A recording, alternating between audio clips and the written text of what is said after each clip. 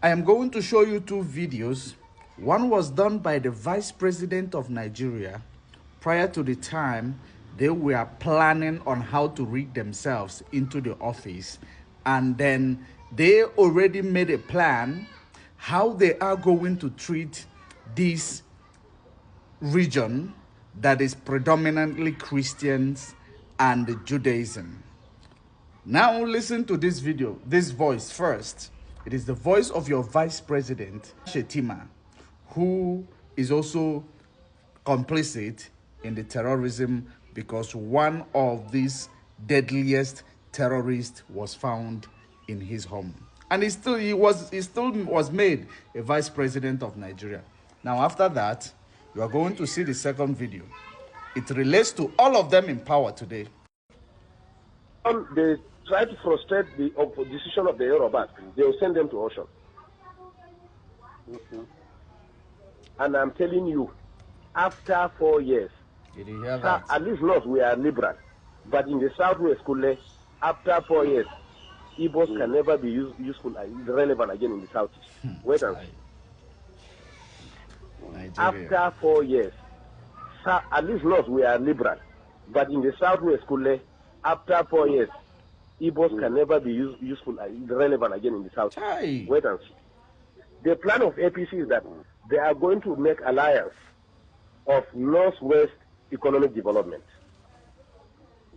The West has the ocean. Can you hear me? Yes. The North has agricultural produce. Yes. So what they are going to do, the government is going to develop all the agricultural and mineral resources in the North. And then they will put primary industries here. And then go and export, finally finish them in Lagos or Southwest and export them and bring back the money and share it between the two regions. Let them drink their oil. Okay, what you just watched now is from your Vice President, Shettima. What they planned with Kunle, Yoruba person, in order to do with this region that are predominantly Christians and Judaism. Now listen to the First Lady of Nigeria.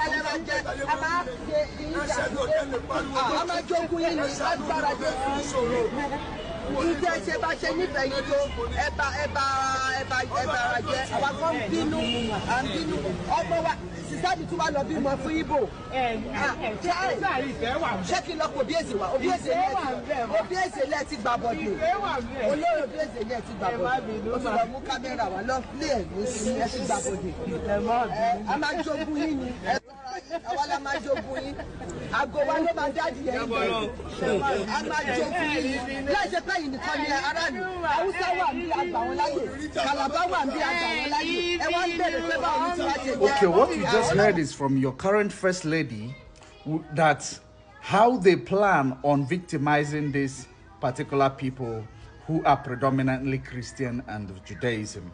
We know very well, many may argue that she is a Christian herself or a Christian pastor. How can a Christian pastor say they will invoke deities of their land to go and pursue these people because we are going to confiscate their properties? Because these people are wicked, they cannot marry their women, they don't speak their language. The Calabar people, they come, they marry their women. Hausa people, they come, they marry their women. Marriage now by force. So secondly, they will argue that she is a Christian.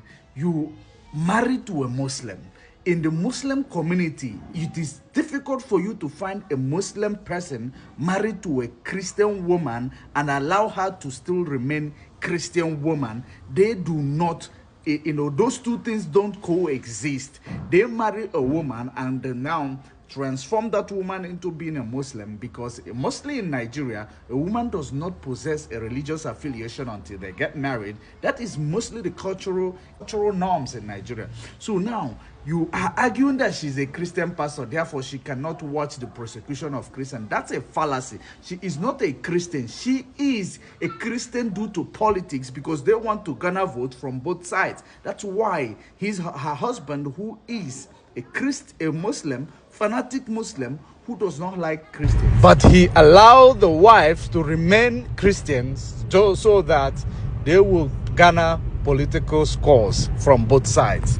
Not because she loved Christianity or not because she's committed to Christian belief system. And ever since the previous administration, this administration has vowed that they will not give chance to these particular people who are predominantly Christian. Nnamdi Kanu is a typical example.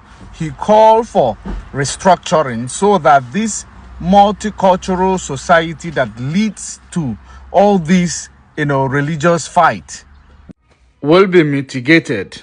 They named him a terrorist and charged him with treasonable felony. Since then, they couldn't try him. They left him in a solitary confinement. Now, this is one of the things you need to look at and understand exactly what they are planning. Everything they are doing and the killing of Christians is well orchestrated. It is basically pre-planned before these APC people went into power. Knowing that they are not going to go into power through election process because they have already known that they are going into power, so they made their plan.